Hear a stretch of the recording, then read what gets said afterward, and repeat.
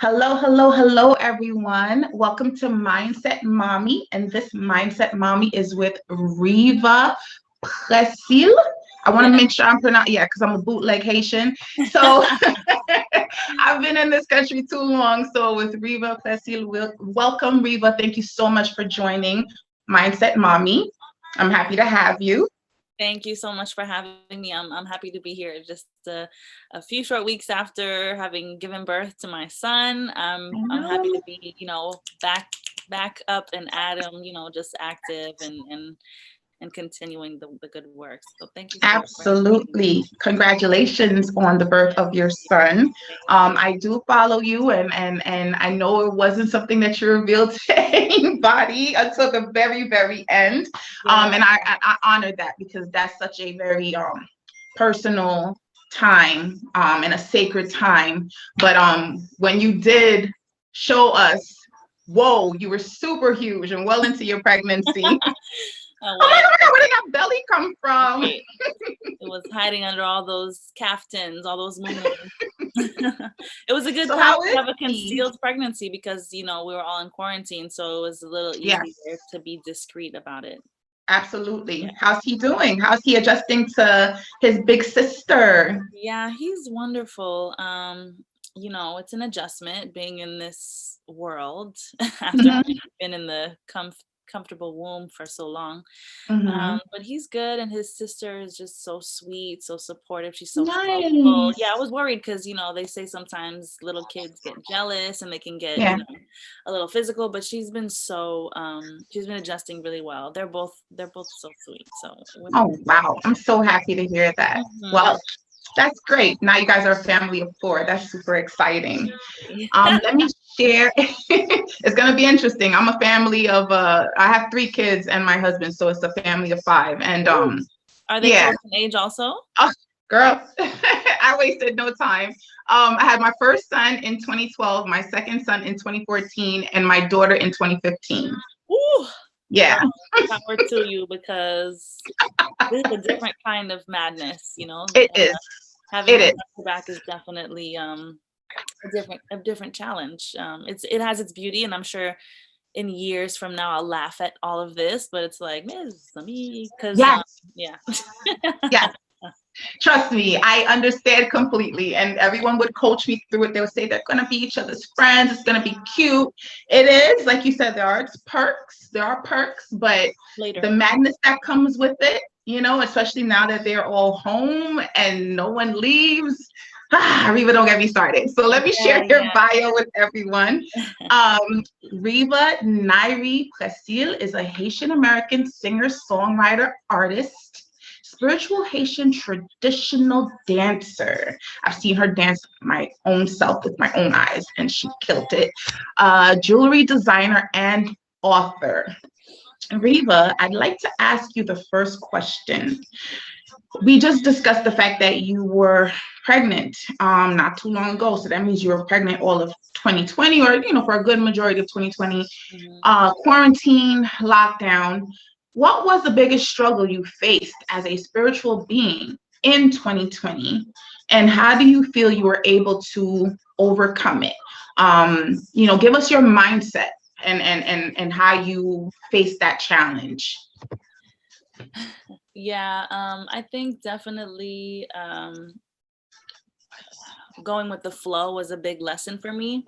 Learning to let the universe sort of lead the way, because oftentimes, we have our schedules, we have our plans, we have our travel set for the year, like we, do on our calendar year. And this past year was just not in our hands. So I think really, allowing myself to fall into that space and to just flow with things was a big part of the lesson that I had to learn, because I had a lot of things lined up. I had a lot of plans. My husband and myself, we're performers, so we had a lot of things on the books. and things don't always go as planned. And I really had to make peace with that and accept, that new reality, but also with being confined,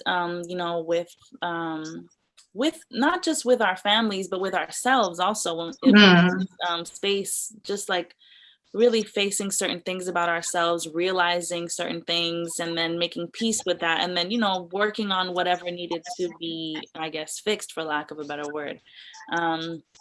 So initially it was hairy, because we were in each other's faces. There's so much uncertainty. No one knows really like what's going to be next. And, with a toddler, that was also a different type of hardship.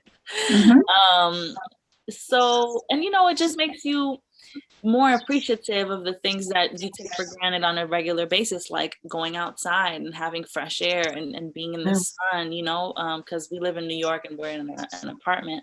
So it made me really grateful for what I did have. It made me sort of like turn my focus onto like my family, and working out those things that I didn't even realize I was doing before it sort of came to light. I felt like a lot of things were unearthed this past year on every front, politically, racially, like big businesses, everything, finances, every bagay just sort of blew up in our faces, and we had to, come face to face with it and confront it.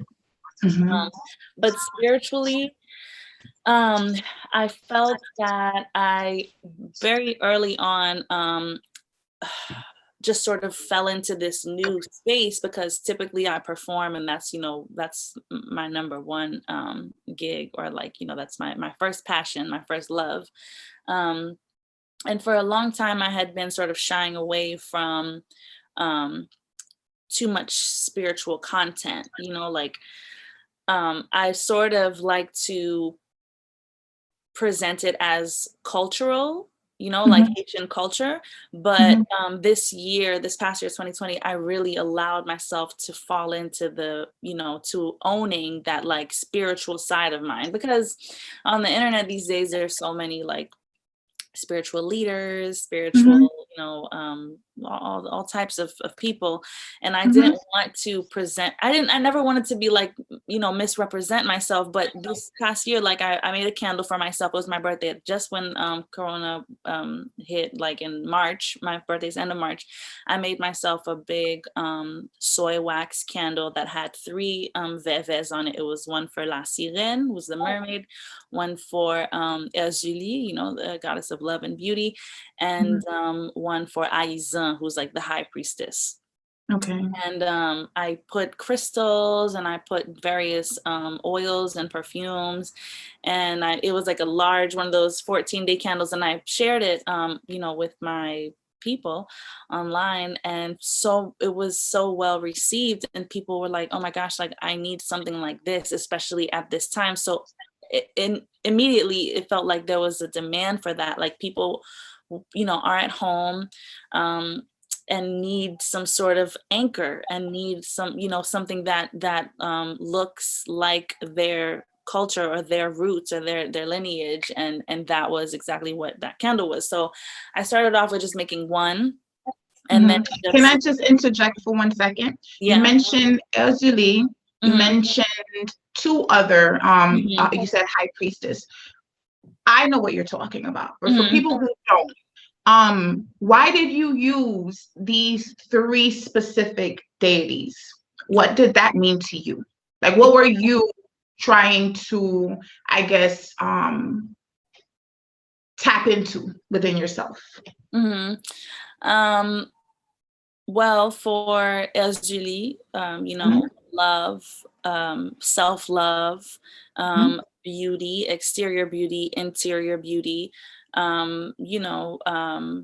improving relationships with our loved ones. So that was my purpose behind the Julie. And then La Sirène, she is the deity she's sort of like the Julie of the ocean. But I like to look to her for, she's also loves to adorn herself, and she there's a beautiful rhythm and dance that goes with her. So I sort of see a lot of myself in the things that she represents. Also, just like the things she puts in her hair and the things that she enjoys, and the music. You know, she loves music. She always is seen with like an instrument. It could be like a horn or a drum. So I love all the La Sirène songs. They speak to me ever since I was a little girl. And Aiza, to me, also felt, Aiza, who's the high priestess, felt like, you know, owning my power, stepping into my power, and not being afraid to, you know, just fall into whatever that calling is. Because as I said before, I've been shy about that, and not wanting to claim that I'm anything that I'm not, and or misrepresent anything. So I'm always very, you know, cautious with that. But I found that once I did start sharing it, that people responded well, and that there actually was, you know, there's an audience of people who are looking for like that niche, and there's so many different things out there, but not quite, you know, our Haitian Vodou spirituality is represented in so many, you know, ways. A lot of it can be negative, and where, you know, we've been mistaught and misrepresented. So I think, you know, it's just important to have, you know, representation matters. So those 3 deities were, yeah, well, those are my birthday wishes for myself, just like to own my power. Also, La Sirène is big on, you know, creation, creativity. So that, and then, yeah, and then SD for beauty and love. I love that you said the misrepresentation. I won't go too much into that, but the misrepresentation of the culture that, you know, that is our culture, which is Vodou. The misrepresentation of that comes from a lot of fear. And the one thing I can say that I've watched with you is that you bring a certain sense of grace to how you do it. It's a very poetic way of doing it that makes it less intimidating. Because I was one of those people who definitely grew up with a certain apprehension, you know, because of the things that you hear, and you just kind of have this feeling of again, fear of the unknown.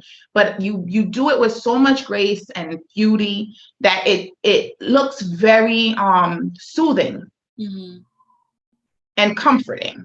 Like you have traditions and rituals, which is really all that helps people grow.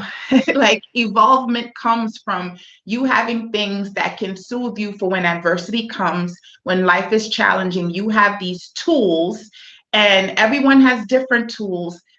I think you use your super spiritual and cultural involvement as a soothing method for you. Am I correct?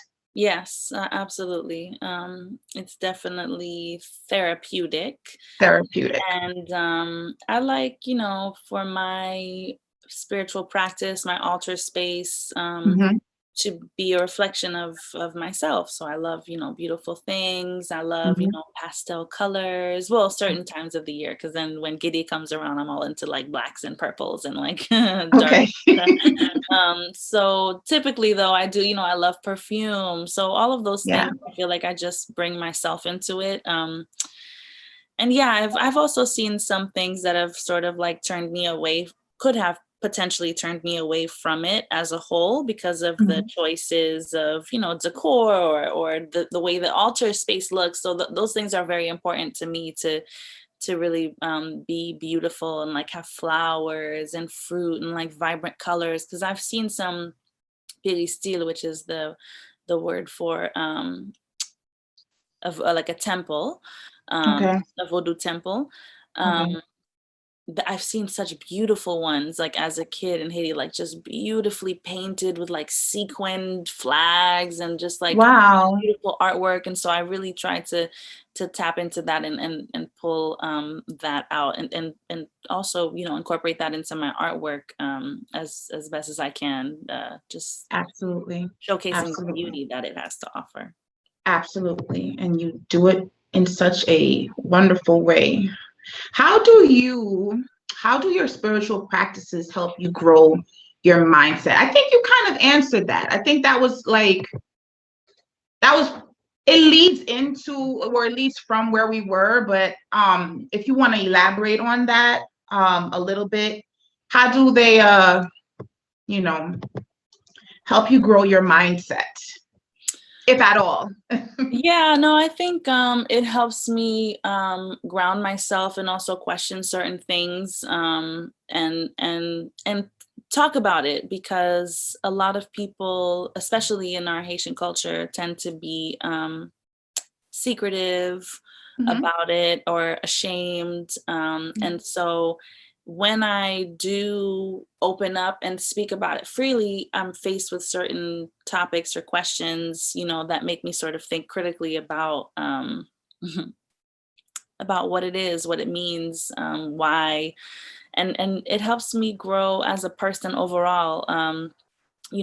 Even just like as a mother, being sure to incorporate some things with the way that I'm bringing up my children, being sure to expose them to those things at a young age, so that it's not so foreign to them as adults, or as younger adults later on. Because I feel like a lot of times, voodoo is so taboo, and like Mhm. people grow up with it maybe being practiced in their parents' closets, but then they have more questions than answers when they come around to like being a little bit curious about it, and they have to seek out answers elsewhere. So I just really try to be mindful, to incorporate, and it could be not just in like you know in spiritual ways, but in the food that we eat, in the things that we do, in the small practices, and I make coffee for myself in the morning, but then certain days I'll make an extra cup for the spirits, and I'll take my daughter with me when I pour some out, just sort of like let her see what I'm doing, so Yeah. when she has the understanding, she can ask me questions about that. But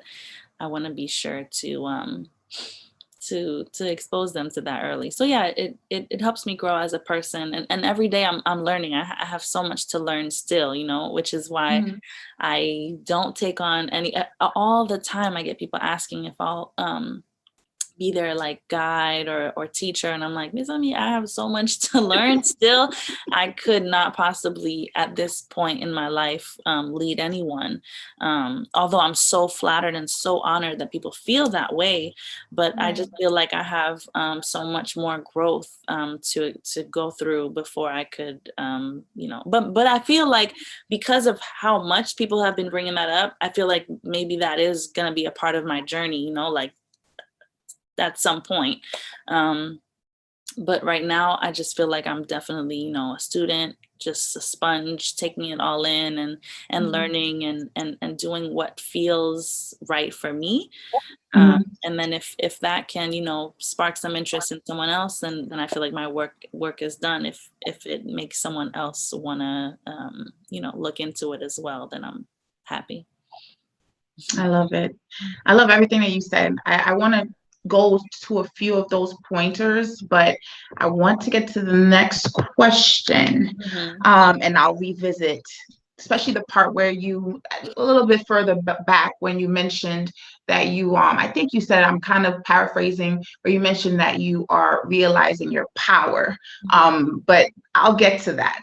The next question I have for you: what's your advice for your viewers on how to remain grounded during these uncertain times that we're living in? Again, I feel like you answered those. I really do. I feel like we covered that.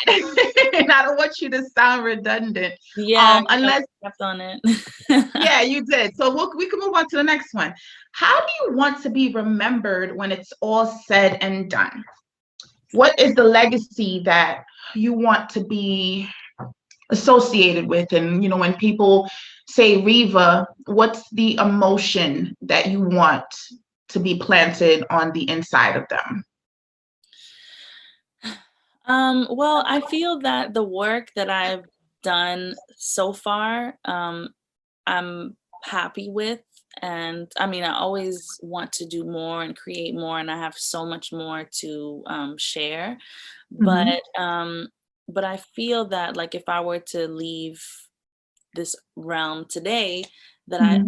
I feel that my work would be a good representation of what mark I wanted to leave, and that's, um, showcasing all of the beautiful things that Haitian culture and Haitian spirituality has to offer. So from music to food to Mhm. art to dance to like, also in my children's book, Mhm. the references that I've made in there to the culture, I Mhm. feel, and it's very, like, it's very much a traditional side of our culture, because our culture has various aspects. There's like the mainstream, there's popular, there's, and then there's the more Mhm. traditional, which is where I find myself always going back to that side of things. Mhm. What inspires me most are like the vintage singers and the vintage outfits and Mhm. those I beautiful noticed that you love that. like Yeah. love all those aesthetics, and I feel that that it's not that it's lost. It's not lost, because there are plenty of people who are working hard to maintain it and to incorporate it into their work and modernize it in ways that it can work in this day and age. But I sometimes I feel like if I don't do that work, that it could start to fizzle, because in Haiti especially, I noticed that we're taking on a lot of other cultures as our own, which is Mhm. common everywhere across the world. Everyone's following America. Um, Mhm.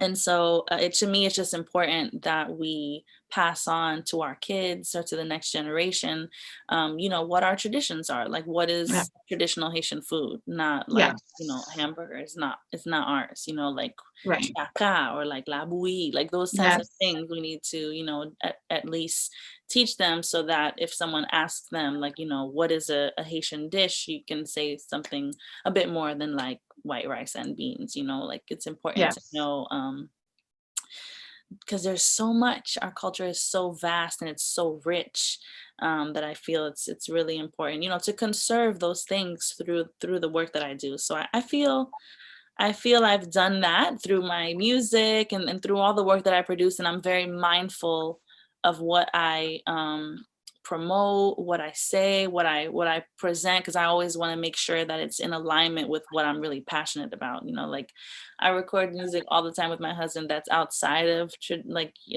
my style, and he's always Mhm. like, "Just put it out. It's still great music," and I'm like, "Yeah, Right. but it's not quite what I'm trying to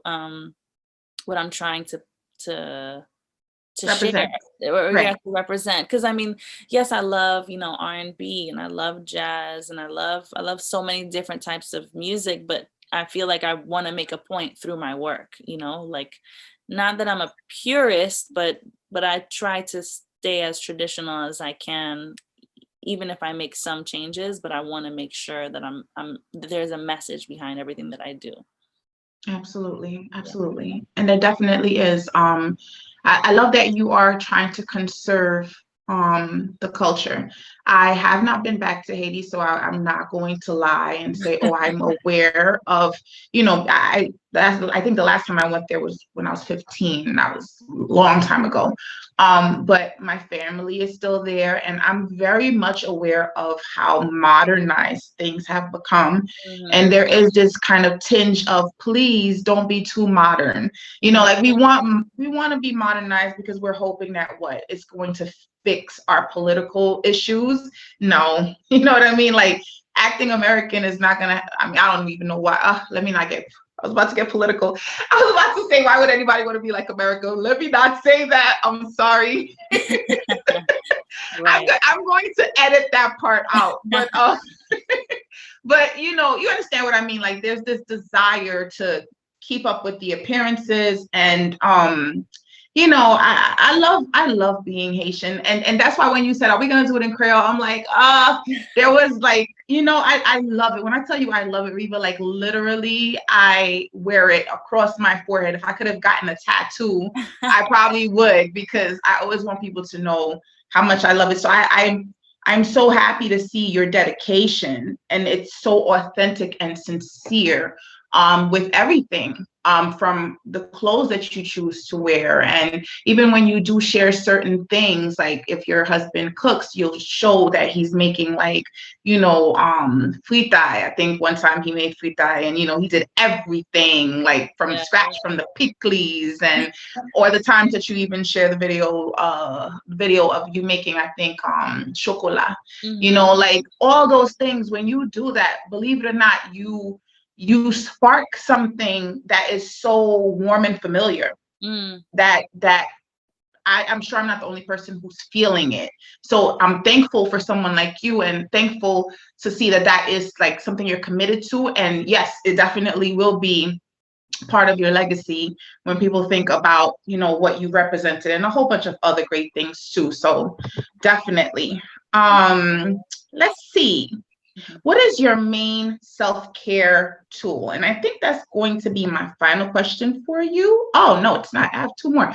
Oh, I'm taking up too much of your time, Riva. So it's not your fault. I'm also giving you long answers. So it's no, it's all good. So your self-care, I've noticed that you do spiritual baths. I don't think you have to answer with that, but if you do, can you include what spiritual baths mean to you? Because you definitely, like, you have a process, from the flowers that you use to the essential oils that are a part of it, everything. So what is the answer to that?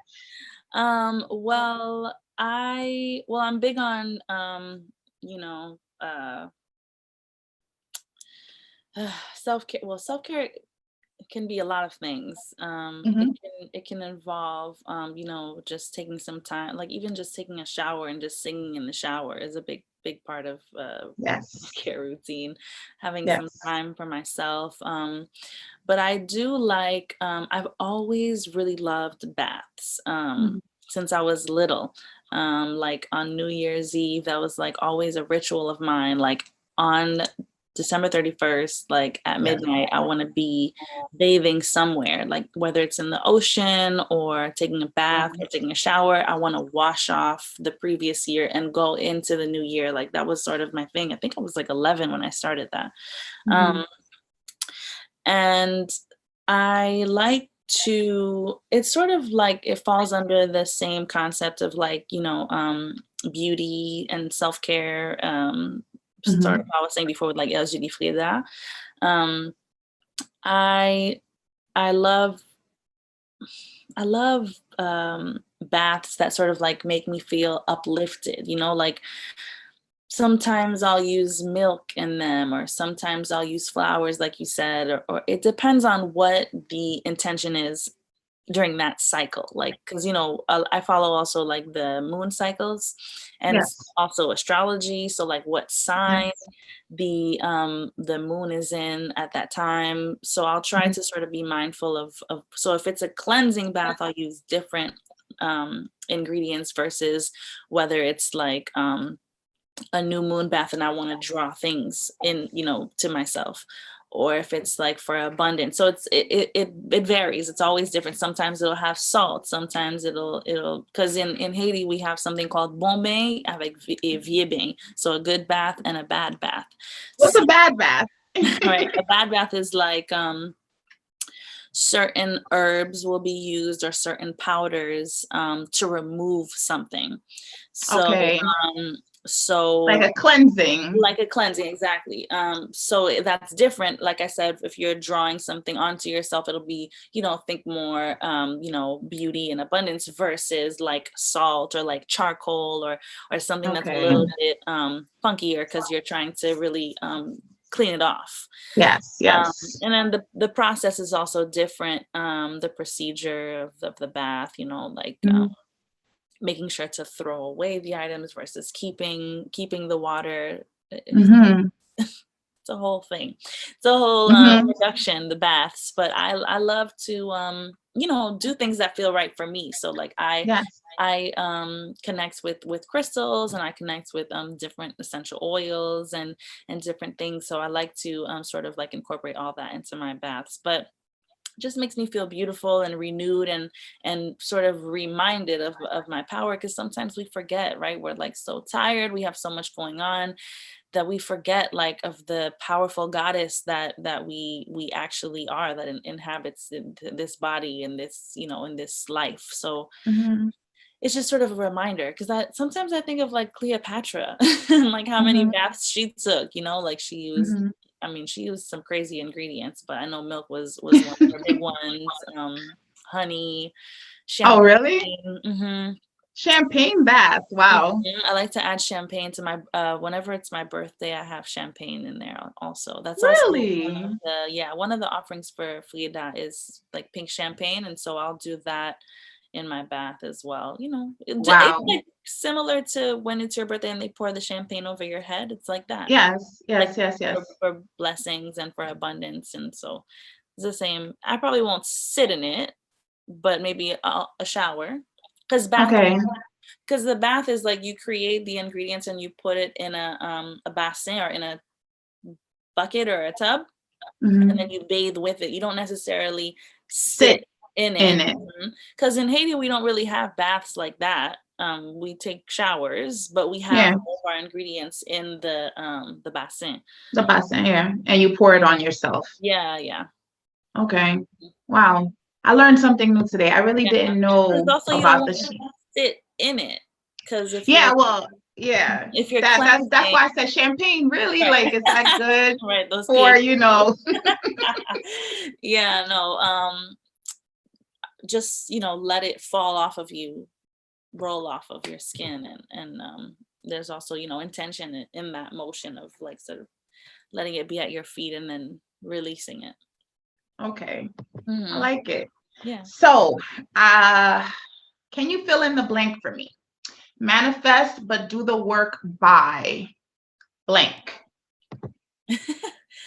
Manifest but do the work by believing is such a big part of, I think, doing the work, because sometimes we can be discouraged, sometimes we're overwhelmed, but we just have to believe that doing the work will get us the results, even if we've failed, or if we've hit walls, or feel that what we're doing isn't enough. I feel like if we believe and we trust also that everything will fall into place if our intentions are right and our mind is in the right space, and just being comfortable knowing that doing the work will give results even if we don't see it immediately. So I think believing is a big part. Because I love it. Because it can be hard. I love it. Yeah, we gotta go through. Yeah, I love it, and there's so much truth to that. Faith is the most integral part. You can't manifest anything that you don't believe is actually going to happen, or that you're worthy of having it happen. So absolutely. On very hard days, I blank. That's your last fill in the blank. Like we're in class. Blank. Yeah, on very hard days, I allow myself to go through the motions. Nice. So if I'm having, an emotional day, I'll give myself permission to cry. Yes. I'm not gonna cry all day, but I do allow myself to feel whatever I'm feeling, get it out, and then move on from there.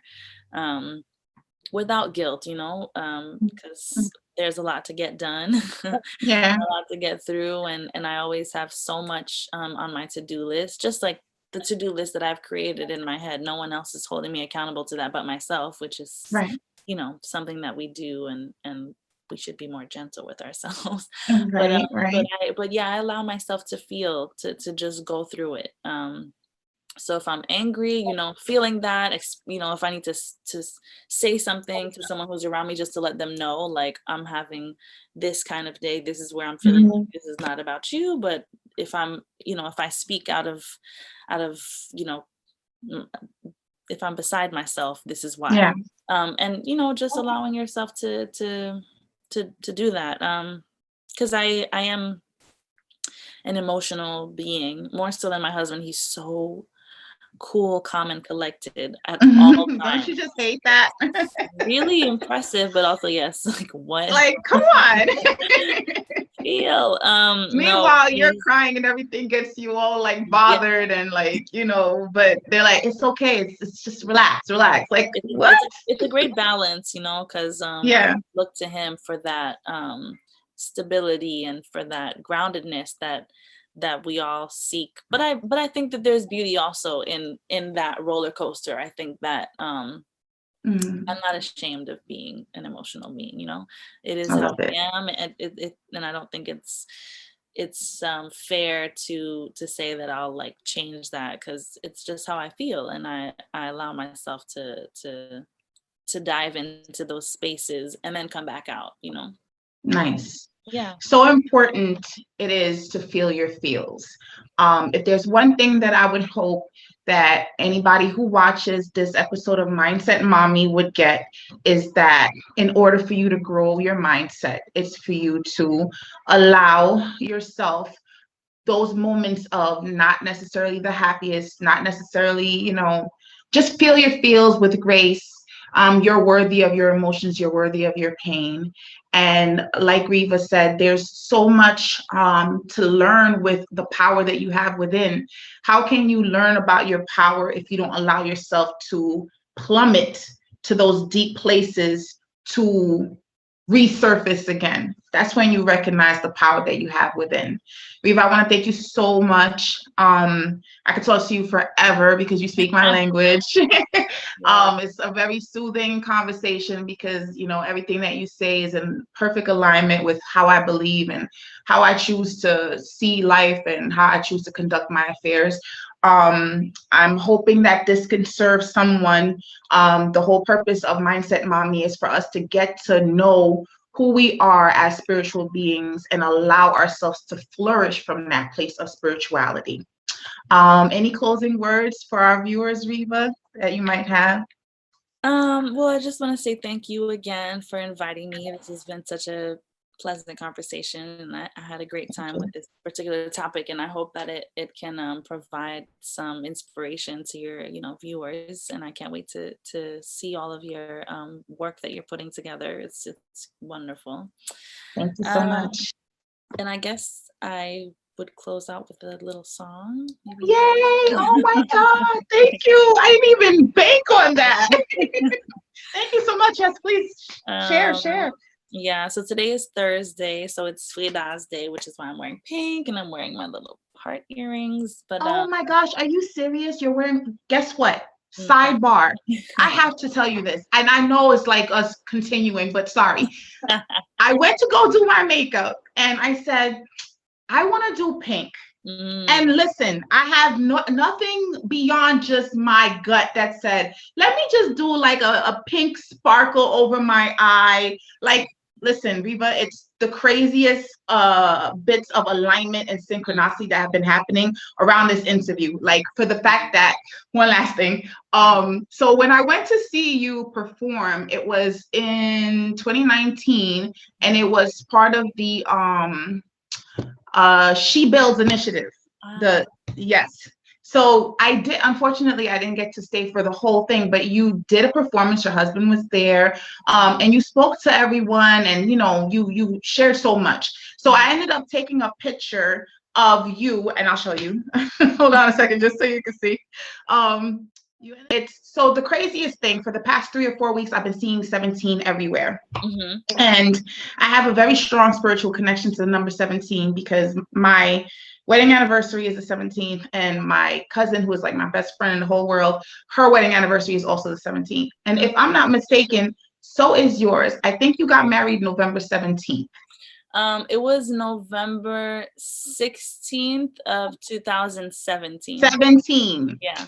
Oh, well, maybe there's a connection there. I'm always trying to do some spiritual connection. It was in 2017. Okay, well, there could be something with the 17. I don't know. It's just I kept on seeing 17 leading up to this.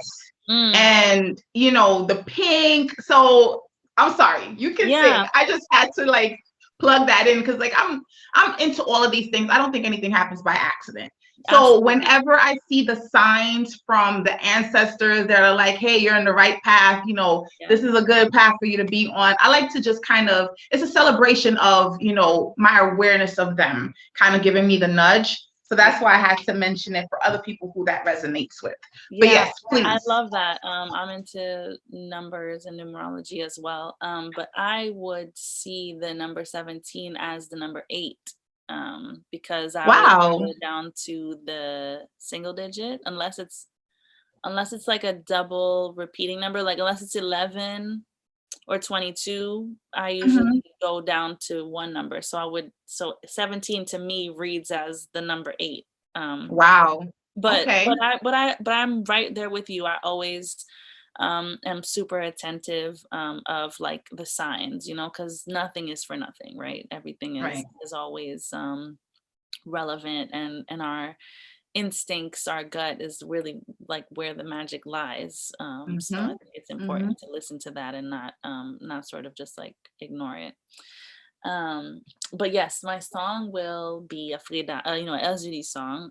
There's many El Judys, Frida, Grand El Judy, El Judy Dato, but they're all, El Judy. So let's see, we can do Grand El Judy wo, moun yo monte complot pour yo détruire la vie moi. Gran exili wo, moun yo monte complot pou yo détruire la vie moi. Pa vam do gran exili wo, pa vle wale kite moi. Pa vam do gran exili wo, pa vle wale kite moi. Si wale kite moi, moun yo ap kona fe moi. Si wale kite moi, moun yo ap kona fe maman. Pa bom do gran exili wo, pa vle wale kite moi. Pa vle wale kite moi. Thank you so much. Yes. What a beautiful voice. What a beautiful voice. Yeah, thank you so much. Is just, to ask Ezuli not to turn her back on me. And so it's just sort of like a prayer to her, an incantation to sort of ask her to stay within our realm, within our space. And so, yeah. Just a little Thank you. Guys, I hope you were just as blessed as I was. Stay tuned to the next episode of Mindset Mommy, where we'll have another wonderful guest. But I don't think one could be as magical as Riva was. So thank you so much, Riva, for blessing us with not just your voice, but with your knowledge. We appreciate you. Much success and much more abundance your way. Thank you.